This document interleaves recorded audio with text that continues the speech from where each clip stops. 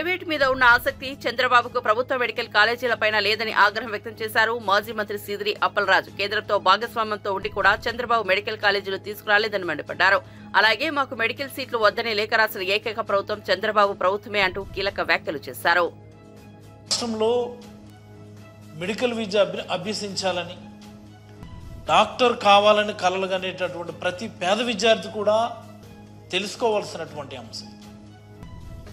చంద్రబాబు గారు ఎప్పుడో 1995లో ముఖ్యమంత్రి అయ్యారు. ఆయన 95 to 99 ఒక టర్మ్, 99 to 2004 వరకు ఒక టర్మ్. ఇదే కదా పాయింట్. అంటే 14.5 సంవత్సరాలు ఆయన ముఖ్యమంత్రిగా చేశారు. ఆయన ముఖ్యమంత్రి 14.5 సంవత్సరాలు ముఖ్యమంత్రిగా చేసిన సమయంలో ఒక్కటంటే ఒక్క ప్రభుత్వ మెడికల్ కాలేజీలు ఆయన ఏమైనా మంజూరు చేశారా? ఆయన దిగిపోయే టైంకి 2004లో దిగిపోయే టైంకి ఈ రాష్ట్రంలో 11 గవర్నమెంట్ మెడికల్ కాలేజెస్ ఉంటే 11 గవర్నమెంట్ మెడికల్ కాలేజీల్లో ఒక్కటి కూడా చంద్రబాబు హయాంలో మంజూరు చేసినటువంటిది కాదు. అంటే చంద్రబాబు గారికి ప్రభుత్వ మెడికల్ కాలేజీల మీద ఉన్నటువంటి ఆసక్తిని ఈ సందర్భంగా నేను తెలియజేస్తా ఉన్నాను. ఎవరికైనా ఎలాంటి దౌర్భాగ్యమైన రికార్డు ఉందా? ఈ దేశంలో ఏ ముఖ్యమంత్రి అయినా తన హయాంలో కనీసం 1-2 ప్రభుత్వ మెడికల్ కాలేజీలు ఉంటే నా పేరు చిరస్మరణీయంగా మిగులుతుందని ఎవరన్నా అనుకుంటారు. చూసారా, ఆయన 14.5 ఏళ్ల కాలంలో ఒక్కటంటే ఒక్క గవర్నమెంట్ మెడికల్ కాలేజీలు ఇవ్వలేదు ఆయన. At the same time 18 private medical కాలేజీలు వస్తే ఆయన టెన్యూర్లో అవుట్ ఆఫ్ 18 12 ప్రైవేట్ మెడికల్ కాలేజీలకు సంబంధించినటువంటి అనుమతులు ఆయనే ఇచ్చినాడు. ఆయన అంటే ప్రైవేట్ మీద ఆయనకు ఉన్నటువంటి ఆసక్తికి అది ఒక చిన్న నిదర్శనం. ఏమిటి చంద్రబాబు గారు, నాకు అర్థం కాదు, మీ హయాంలో ఒక్కటంటే ఒక్క గవర్నమెంట్ మెడికల్ కాలేజ్ ఇవ్వలేదు. మీ తర్వాత వచ్చినటువంటి రాజశేఖర రెడ్డి గారు రిమ్స్ మెడికల్ కాలేజీలను, Rajiv Gandhi institute of medical sciences అని శ్రీకాకుళంలోను, ఒంగోలులోను, కడపలోను, మరి అలాగనే అనంతపురంలో ఒక గవర్నమెంట్ మెడికల్ కాలేజ్, వీటన్నిటిని ఇచ్చారు ఆయన. దాని కొనసాగింపుగా ఈరోజు జగన్మోహన్ రెడ్డి గారు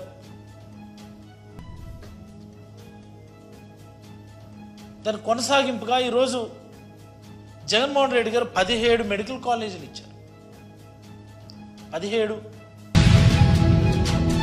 వాతావరణ మార్పులతో ప్రకృతి రమణీయంగా మారుతోంది. కేంద్రపాలిత ప్రాంతం యానాంలో గోదావరి తీరాన్ని దట్టమైన పొగమంచు కమ్మేసింది. సూర్యాస్తమయంలో గోదావరి తీరం రంగులమయంగా మారింది. రాజీ బీచ్ కు వచ్చిన సందర్శకులు సెల్ఫీలు దిగుతూ సందడి చేశారు.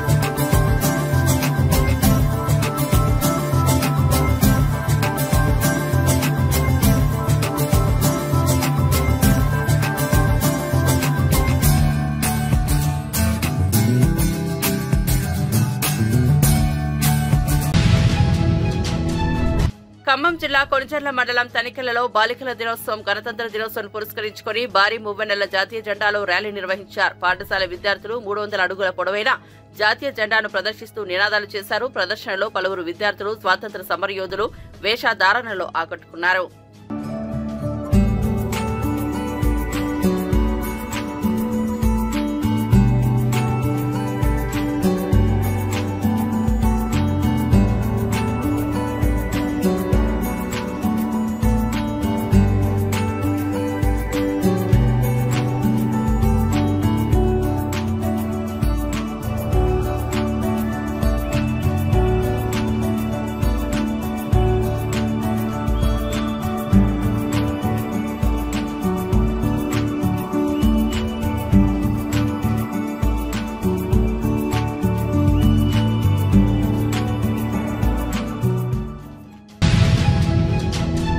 పార్వతీపురం మన్యం జిల్లా పాలకొండ మండలం అర్ధలి గ్రామంలో అరుదైన వింత చేప వలకు చిక్కింది. అర్ధలి గ్రామ చెరువులో చేపలు పట్టుటకు వల వేశారు. మొదటిసారి చూడగా వలకు ఎటువంటి చేపలు దొరకలేదు. మరలా వెళ్లి చూడగా ఒక వింతైన చేప దొరకడంతో గ్రామానికి చెందిన వ్యక్తి దానిని ఇంటికి తీసుకొచ్చారు. ఇది ఇప్పటి వరకు జిల్లాలో ఎక్కడా కనిపించలేదని దీనిని డెవిల్ ఫిష్ గా గుర్తించారు. ఈ చేప నీరు తాకుండా కూడా బ్రతకగలదని చెబుతున్నారు. చెరువులో ఉంటే తోటి చేపలను కూడా చంపి తిని ఉంటుందని గ్రామస్తులు చెబుతున్నారు. ఒంటి నిండా ముళ్లతో వింతగా ఉండటంతో స్థానికులు చూసేందుకు ఎగబడుతున్నారు. గ్రామస్తులు ఒక ట్రబ్బులో వేసి ఆ చేపను ఉంచారు. దీనికి ఆహారంగా అన్నాన్ని వేస్తే తినడం చూసి ఆశ్చర్యం కలిగించిందన్నారు. 3 రోజులు మామూలు నీటి లేకుండా ఉన్నదండి. పళ్ళు కాదు, ముక్కు 2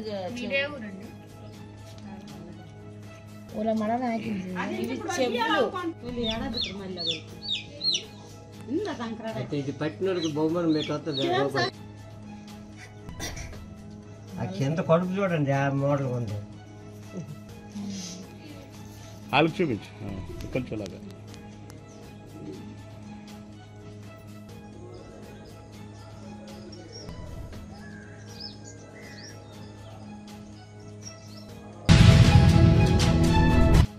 విశాఖ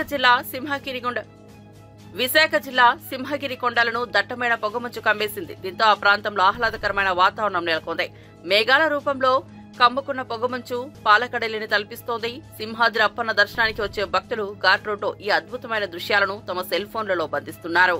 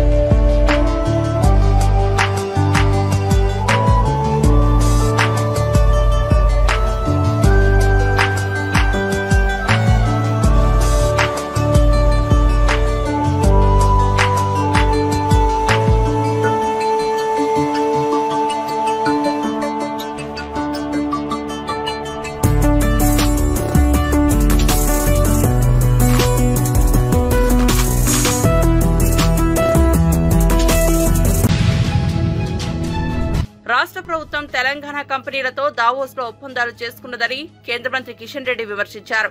ఆయన బీజేపీ రాష్ట్ర కార్యాలయంలో పార్టీ డైరీ ఆవిష్కరించారు. అనంతరం మాట్లాడుతూ తెలంగాణలోని వ్యాపారవేత్తలను దావోస్ తీసుకెళ్లి అక్కడి నుంచి పెట్టుబడులు వస్తున్నట్లు ప్రచారం చేస్తున్నారని ఆరోపించారు.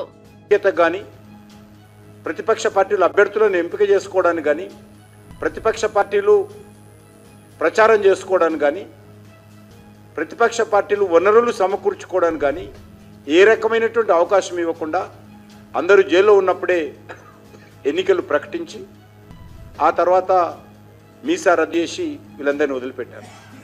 ఆ ఉన్నటువంటి తక్కువ సమయంలోనే ప్రకటించిన తర్వాత, జైలు నుంచి బయటకు వచ్చిన తర్వాత ఆ తక్కువ సమయంలోనే జనతా పార్టీ ఏర్పాటు చేయడం,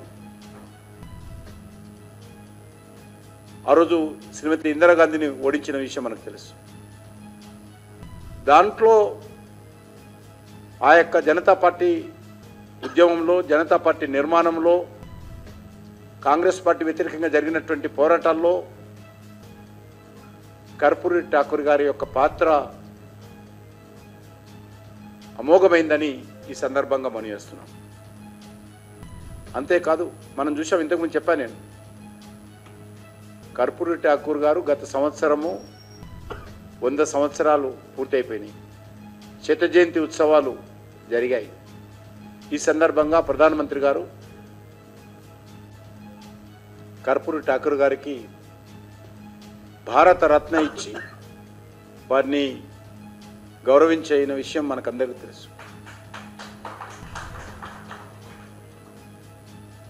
కర్పూరి ఠాకూర్కే కాదు, కాంగ్రెస్ పార్టీ నాయకుడిగా ఉన్నటువంటి పివి నరసింహారావు గారికి కూడా భారత రత్న ఇచ్చినటువంటి ఖ్యాతి నరేంద్ర మోడీ గారికే దక్కుతుంది. దేశంలో రాజకీయాలకు అతీతంగా, కులాలకు అతీతంగా, మతాలకు అతీతంగా ఎవరు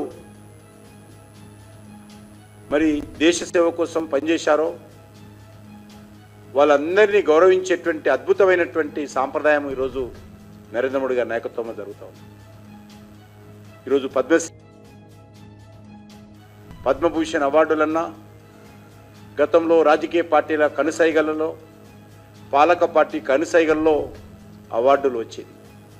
అటువంటి అవార్డుల స్థానంలో ఈరోజు పీపుల్స్ పద్మ పేరుతోటి ప్రజలలో ఉండేటువంటి అన్సంగ్ హీరోస్ నిస్వార్థంగా దేశం కోసం, దేశ కళల కోసం, సామాజిక పరివర్తన కోసం, సామాజిక చైతన్యం కోసం పనిచేస్తున్నటువంటి మహానుభావులకు పద్మశ్రీ అవార్డులు ఇస్తున్న విషయం మనం చేస్తాం. అదేవిధంగా నీళ్ల విషయంలో తెలంగాణకు అన్యాయం జరుగుతున్నా కాంగ్రెస్ ప్రభుత్వం ఎందుకు నోరు మెదపడం లేదని మాజీ మంత్రి హరీష్ రావు నిలదీశారు. పొరుగు రాష్ట్రాలు చేస్తున్న జల దోపిడీపై సీఎం రేవంత్ రెడ్డి ఎందుకు మౌనం వహిస్తున్నారని ప్రశ్నించారు. తెలంగాణకు రావాల్సిన నీటి వాటాను ఏపీ సీఎం చంద్రబాబు రేవంత్ గురుదక్షిణగా చెల్లిస్తున్నారా అని నిప్పులు చెరిగారు. తెలంగాణ ప్రాజెక్టులకు నీటి కేటాయింపులు పెండింగ్ లో ఉన్న ఏపీ, కర్ణాటక రాష్ట్రాలు అక్రమ ప్రాజెక్టులు కడుతున్నా కాంగ్రెస్ సర్కార్ కేంద్రానికి ఎందుకు లేఖలు రాయడం లేదని ప్రశ్నించారు. ఏ రాష్ట్రమైనా, ప్రత్యేకించి ఆంధ్రప్రదేశ్, తెలంగాణలో ఒక కొత్త ప్రాజెక్టు చేపట్టాలంటే సెంట్రల్ వాటర్ కమిషన్ క్లియరెన్స్ కావాలి, వాటర్ అలొకేషన్ కావాలి, ఇంటర్ స్టేట్ క్లియరెన్స్ కావాలి, ఏపీ రీఆర్గనైజేషన్ యాక్ట్ ప్రకారంగా జీఆర్ఎంబి, కేఆర్ఎంబి అనుమతి రావాలి, అపెక్స్ కౌన్సిల్ అనుమతి కావాలి. ఏ అనుమతి లేకుండా గోదావరి బంకచెర్ల ప్రాజెక్టును ఇవాళ ఆంధ్రప్రదేశ్ ప్రభుత్వం తీసుకొని పోతాం. ఏం చేస్తుండ్రు ముఖ్యమంత్రి, ఏం చేస్తుండ్రు నీటిపారుదల శాఖ మంత్రి, ఏం చేస్తుండ్రు? కనీసం ఇవాళటి వరకు ఉత్తరం కూడా రాయలేదు. అరే ఇది అన్యాయము, మా అనుమతి లేదు, మా ప్రాజెక్టులు పెండింగ్లో ఉన్నాయి, మా ప్రాజెక్టులు క్లియర్ చేయకుండా మా సీతారామ అన్నే ఉన్నది, మా సమ్మక్క సాగర్ అన్నే ఉన్నది, మా వార్దా అక్కడనే ఉన్నది, మాది క్లియర్ చేయకుండా ఈ ప్రాజెక్టుకు ఆంధ్రప్రదేశ్ ప్రభుత్వం ముందుకు పోతా ఉంది, దీన్ని ఆపండి అని చెప్పి ఈ రోజుకు ఉత్తరం కూడా రాయలేదు మీరు. ఇంకోవైపు ఆంధ్రప్రదేశ్ ముఖ్యమంత్రి చంద్రబాబు నాయుడు గారు ఇది 15/11/2024 కేంద్ర మంత్రి నిర్మలా సీతారామన్ గారికి లేఖ రాశారు. మేము ఇక ప్రాజెక్టు కట్టుకుంటున్నాం, మేము 80,112 కోట్లతో ఈ ప్రాజెక్టు కడుతున్నాం, దీనికి డబ్బులు ఇవ్వండి, కేంద్ర ప్రభుత్వం బడ్జెట్లో నిధులు పెట్టండి అని ఆంధ్రప్రదేశ్ ముఖ్యమంత్రి గారు 15/11/2024 నవంబర్ 2024లో ప్రాజెక్టు రూపకల్పన అయిపోయింది. పైసల కోసం ఢిల్లీకి ఉత్తరాలు రాస్తుంది చంద్రబాబు నాయుడు గారు. ఇది 15/11/2024. ఇంకో ఉత్తరం రాసింది 31 డిసెంబర్ 2024 నిర్మలా సీతారామన్ గారికి రాశారు. ఏమని? గోదావరి టు కృష్ణా రివర్కు 13,511 కోట్లు, కృష్ణా రివర్ నుంచి బొల్లంపల్లి రిజర్వాయర్కు 28,560 కోట్లు, బొల్లంపల్లి రిజర్వాయర్ నుంచి బంకచెర్ల హెడ్ రెగ్యులేటర్కు 38,041 కోట్లు, మొత్తం కలిపి 80,112 కోట్ల రూపాయలు ఖర్చు అవుతుంది. మాకు financial assistance river linking project కింద ఇవ్వండి అని చంద్రబాబు నాయుడు గారు 2 ఉత్తరాలు నిర్మలా సీతారామన్ గారికి రాశారు. దీని మీద ఆర్థిక శాఖలో ఫైల్ కదులుతూ ఉంది. నిర్మలా సీతారామన్ గారు ఏడీబీ నుంచి, ఏషియన్ డెవలప్మెంట్ బ్యాంక్ నుంచి 40,000 కోట్లు ఇప్పిస్తామని ఆంధ్రప్రదేశ్కు మాట ఇచ్చారు. ఏషియన్ డెవలప్మెంట్ బ్యాంకు కూడా వీళ్ళు ప్రతిపాదనలు పంపించి ఆంధ్రప్రదేశ్ 40,000 కోట్లు తెచ్చుకొని ఏపీ ప్రతిపాదించిన బనకచెర్ల ప్రాజెక్టుపై తాము అలర్టుగా ఉన్నామని, దాన్ని ఖచ్చితంగా అడ్డుకుంటామని ఇరిగేషన్ శాఖ మంత్రి ఉత్తమ్ కుమార్ రెడ్డి తెలిపారు.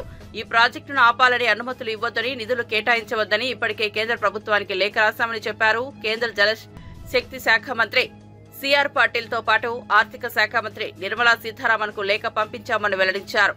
సెక్రటేరియట్ లో మీడియాతో ఉత్తమ్ మాట్లాడారు. బనకచెర్ల ప్రాజెక్ట్ ఏపీ పునర్విభజన చట్టానికి పూర్తి వ్యతిరేకమని ఆయన అన్నారు. After 28/2020, ఎందుకు last date for submission of tender was 10/8/2020. మరి ఈ విధంగా the then government of Telangana indirectly helped Andhra Pradesh by seeking postponement of Apex Council meeting after closing the bid of Rayalaseema litigation scheme only to facilitate smooth tendering process. Had the then government of Telangana opposed this by attending the Apex Council meeting and raising the issue, the government of India might have stayed the tender process. అది కావద్దనే వీళ్ళు కుమ్మకైననే అనుమానాలు చాలా స్పష్టంగా ఉన్నాయి. Okay, అదేవిధంగా Palamuru Rangareddy lift irrigation scheme విషయంలో కూడా Palamuru Rangareddy lift irrigation scheme లో పూర్తిగా వాళ్ళ నిర్లక్ష్యం వల్లనే ఈరోజు ఇబ్బందులు పడ్డాం. వాళ్ళు సరైన సమయంలో మరి మొదలుపెట్టి పెద్ద ఎత్తున దానికి నిధులు కేటాయిస్తే తెలంగాణ ఈరోజు పాలమూరు రంగారెడ్డి లిఫ్టిగేషన్ స్కీమ్ విషయంలో కూడా మేము ఇంకా దానికి బెటర్ పొజిషన్ లో ఉండేవాళ్ళం. Okay, next line. సరే, ఒక అపెక్స్ కౌన్సిల్ లో పొరపాటు చేసిన అనుకుందాం. ఏది? ఈ కృష్ణా నదీ జలాల్లో 811 TMCలో 512 వాళ్ళకి ఇచ్చేద్దాం, 299 మాకు సరిపోతాయని చెప్పడం ఒక అపెక్స్ కౌన్సిల్ లో మీటింగ్. రెండో అపెక్స్ కౌన్సిల్ జరిగింది. నేను డేట్స్ తో సహా ఇస్తున్నా మీకు, ఎవరు అటెండ్ అయిన పేర్లు ఇస్తున్నా, వాళ్ళు ఏం మాట్లాడే విషయం కూడా ఇస్తున్నా. ఎవరు అటెండ్ అయినరు? తెలంగాణ నుంచి K Chandrasekhar Rao chief minister, Shri Rajat Kumar special chief secretary, Muralidhar Rao engineering chief from Telangana. Andhra Pradesh నుంచి YS Jaganmohan Reddy chief minister from Andhra Pradesh. కేంద్రం నుంచి Gajendra Singh Shekhawat union minister of Jal Shakti. UP Singh secretary water resources government of India. ఆ మినిట్స్ లో రికార్డ్ అయింది. ఏది? ఈ 811 TMCలో 512 తీసుకోండి, మీరు మాకు 299 ఇవ్వండి అనే అరేంజ్మెంట్ ముందు చెప్పిండ్రు. ఈ మీటింగ్ లో కూడా మినిట్స్ లో హరీష్ రావు కేటీఆర్ కు కాంగ్రెస్ నేత అద్దంకి దయాకర్ స్ట్రాంగ్ కౌంటర్ ఇచ్చారు. ఆయన మీడియాతో మాట్లాడారు. 2 రాష్ట్రాల మధ్య జల వివాదం సృష్టించాలని బీఆర్ఎస్ నేతలు ప్రయత్నిస్తున్నారని ఆరోపించారు. తెలుగు రాష్ట్రాల మధ్య చిచ్చుపెట్టి రాజకీయ లబ్ధి పొందాలని చూస్తున్నారని అన్నారు. మిగులు జలాలు, నదులపై చర్చలు జరుగుతూనే ఉన్నాయని తెలిపారు. బీఆర్ఎస్ హయాంలో పోతిరెడ్డిపాడుతో పాటు రాయలసీమ ప్రాజెక్టులు చేపడితే సైలెంట్ గా ఉన్నారని గుర్తు చేశారు. సీఎం రేవంత్ రెడ్డి చర్చించి నిర్ణయం తీసుకుంటారని అన్నారు. హరీష్ రావుకు కేటీఆర్కు రోజుకొక సమస్య మీడియా కోసం రావడం అనేది విడ్డూరం. ఈరోజు పోలవరం నుంచి బనకచెర్లకు సంబంధించిన అంశంలో మొన్ననే కృష్ణా రివర్ బోర్డుకు సంబంధించి కానీ గోదావరి రివర్ బోర్డు మేనేజ్మెంట్కి సంబంధించిన సమావేశాల్లో ఢిల్లీలో ఉత్తమ్ కుమార్ రెడ్డి గారు పాల్గొనడం జరిగింది. ఇంతవరకు ఎలాంటి అనుమతులు సిడబ్ల్యూసీ నుంచి కానీ ఎపెక్స్ కౌన్సిల్ నుంచి కానీ గోదావరి కానీ లేదంటే కృష్ణా రివర్ బోర్డు మేనేజ్మెంట్ల నుంచి రాలే. కానీ అప్పుడే అదేదో జరిగిపోయినట్టు, తెలంగాణ ప్రభుత్వం ఏం చేస్తుందన్నట్టు ఈరోజు ప్రశ్నలు సంధించడం అనేది అవివేకం. మీ కాలంలో మాదిరిగా ఏ విధంగా పోతిరెడ్డిపాడు హెడ్ రెగ్యులేటరీ పనులు జరుగుతుంటే కూల్గా ఉండి ఆ రోజు ప్రశ్నించలేకపోయినరో అలా ఇప్పుడు కాంగ్రెస్ ప్రభుత్వం లేదు. లేదంటే రాయలసీమ ఎత్తిపోతల పథకంకు అనుమతులు లేకున్నా ఆ ప్రాజెక్టు మొదలుపెట్టినప్పుడు కూల్గా ఉన్నట్టుగా కాంగ్రెస్ ప్రభుత్వం లేదు. ప్రతి అంశంలో ఈరోజు కూలంకుషంగా అటు ముఖ్యమంత్రి గారు, ఇటు నీటిపారుదల శాఖ మంత్రి ఉత్తమ్ కుమార్ రెడ్డి గారు చాలా స్పష్టమైన విధానంతో ముందుకెళ్తున్న మాట వాస్తవం. లేని జలజగడాలను తీసుకొచ్చి ఇరు రాష్ట్రాల మధ్యన మళ్లీ వైరుధ్యాలను పెంచే కుట్ర ఈరోజు బీఆర్ఎస్ చేస్తున్నది. అటువైపు జగన్కు, ఇటువైపు మీకు ఏ విధంగా రాజకీయంగా ఉపయోగపడుతుందో ఆ అంశాలను తెరలేపుతున్నది మరి మీరా నేరుగా మీ సారా తెలియదు. కానీ ఇలాంటి పనికిమాలిని మానుకుంటే మంచిది. ఎవరు పర్యావరణ అనుమతులు ఇచ్చిండ్రు, ఎవరు నీటి వినియోగ అనుమతులు ఇచ్చిండ్రు? ఇప్పటికీ మిగులు జలాల మీద చర్చ జరుగుతూనే ఉంది. ఉభయ నదుల యొక్క సమస్యల మీద నిరంతరం సమావేశాలు జరుగుతూనే ఉన్నాయి. మీ అజ్ఞానం వల్ల జరిగిన కొన్ని సంఘటనలను ఇప్పటికీ వాటిని ఏ విధంగా పరిష్కరించాలనే దాని దగ్గర తెలంగాణ ప్రభుత్వం మల్లగుల్లాలు పడుతున్న పరిస్థితి ఉన్నది. ఇది తగుదునమ్మా అని చెప్పి 1 yearలో కానీ అప్పుడే బనకచెర్ల ఏదో డైవర్షన్ స్కీమ్ అయిపోయింది, గోదావరి నుంచి కృష్ణా కానీ, లేదంటే తుంగభద్రకు సంబంధించి కర్ణాటక, ఏపీ వాడుకుంటున్నాయని ఇలాంటి పనికి మాలిన స్టేట్మెంట్స్ ఇవ్వడం బంద్ చేసుకోండి. గోబెల్స్ మొదలు పెట్టేసి ఏదో జరగబోతుందని చెప్తే మీరు చెప్పితే వినేటోళ్ళు ఎవరు లేరనే విషయం మీరు పట్టించుకోకపోతే మేమేం చేసేది? మీరు ప్రెస్ మీట్ పెడితేనో, మీరు అంశాలు తెరలేపుతేనో మీడియాలో వార్తలు కావచ్చు కాక కానీ అది ప్రజల సమస్యలు కావు. ఎందుకంటే మీరు అబద్ధాలు చెప్తుండ్రు అనేది వాస్తవం. కాబట్టి ప్రతి అంశంలో కృష్ణా, గోదావరి నదీ జలాల వినియోగ విషయంలో ప్రభుత్వం చాలా ముందు చూపుతూ ఉన్నదనే విషయం గుర్తుంచుకోవాల్సిన అవసరం ఉంది. తిరుమలలో మినీ బ్రహ్మోత్సవాల తరహాలో జరగనున్న రథసప్తమి ఏర్పాట్లను సకాలంలో పూర్తి చేయాలని తిరుమల తిరుపతి దేవస్థానం ఈవో శ్యామలరావు అధికారులను ఆదేశించారు. రథసప్తమి వేడుకలకు సంబంధించిన ఏర్పాట్లపై తిరుమలలోని అన్నమయ్య భవన్లో అదనపు ఈవో వివిధ విభాగాల అధికారులతో ఈవో సమీక్షించారు. అనంతరం అదనపు ఈవో వెంకయ్య చౌదరి అధికారులతో కలిసి తిరుమల మాడవీధుల్లో ఏర్పాట్లను ఈవో పరిశీలించారు.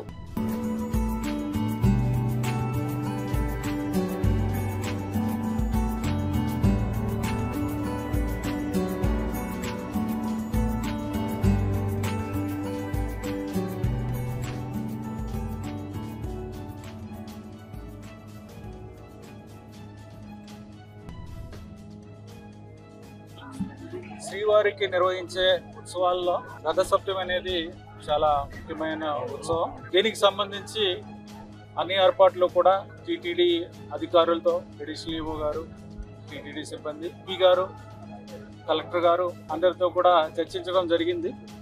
ఇంతకుముందే అడిషనల్ ఈవో గారు చాలా డీటెయిల్డ్గా అందరికీ కూడా వారి వారి డ్యూటీస్ ఏంటనేది అందరికీ చెప్పడం, అందరితో చర్చించి ఈ ఏర్పాట్లని ఏ విధంగా మెరుగ్గా చేయగలరు అనేది కూడా అవన్నీ కూడా చర్చించి ఏర్పాట్లు చేస్తున్నారు. ఫిబ్రవరి 4వ తారీఖు రథసప్తమి కార్యక్రమం జరుగుతుంది.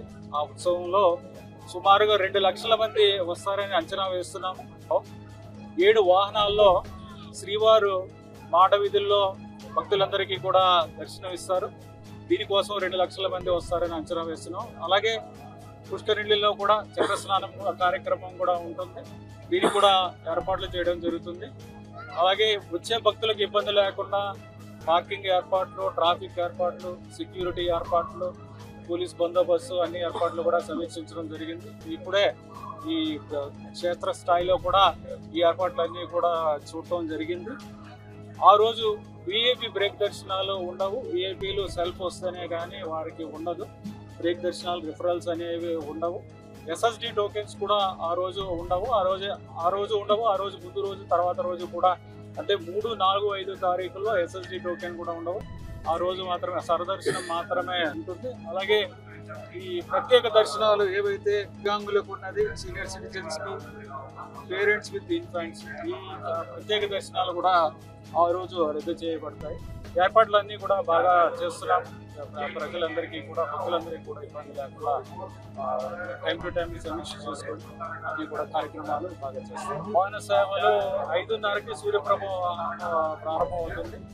9 గంటలకి చంద్రప్రభ వాహనంతో ముగుస్తుంది. గ్యాలరీలో ఉండే భక్తుల కోసం వారు చాలా మంది రాత్రి వస్తారు కాబట్టి వారికి యూనివర్సిటీ గ్రాంట్స్ కమిషన్ నిబంధనలు ఫెడరల్ స్ఫూర్తికి విరుద్ధమని, వీసీలను నియమించే అధికారం గవర్నర్ కు కట్టబెట్టడం విడ్డూరమని మాజీ ఎంపీ వినోద్ కుమార్ విమర్శించారు. డబ్బులు రాష్ట్రాలు ఖర్చు పెడితే కేంద్రం పెత్తనం చెలాయించడం ఏంటని మండిపడ్డారు. ఎన్డీఏ భాగస్వామ్య పక్షాలతో పాటు దేశంలోని అనేక రాష్ట్రాలు ఈ ముసాయిదాపై నిరసన తెలుపుతున్నాయని తెలిపారు. ఎన్డీఏ కీలక భాగస్వామి బీహార్ సీఎం నితీష్ కుమార్ తో పాటు కేరళ ముఖ్యమంత్రి సైతం అభ్యంతరం వ్యక్తం చేశారని గుర్తు చేశారు.